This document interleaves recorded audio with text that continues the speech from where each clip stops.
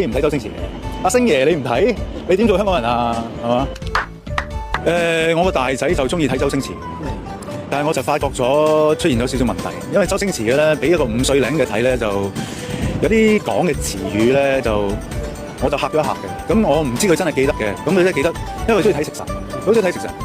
咁佢突然間講：你碌廢柴咧？你條廢柴！記住啊，你係一碌廢柴。吓？咁當然佢唔明係咩叫一碌廢柴啦，但係佢用詞又好正確嘅喎。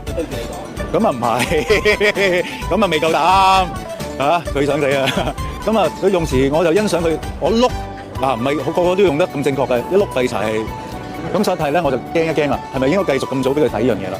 咁但係佢就好中意咁廣東話，我唔驚嘅，咁我驚太快俾佢學識啲唔應該講嘅廣東話啫。佢又唐伯虎嘅識唱燒雞翼嘅，燒雞翼我中意食，咁佢都識唱嘅而家。燒雞翼我中意食。一個5歲幾嘅唱係幾得意嘅。人係邊個帶起嘅咧？周星馳我帶起俾佢睇，我覺得一個香港人你唔可以唔睇周星馳。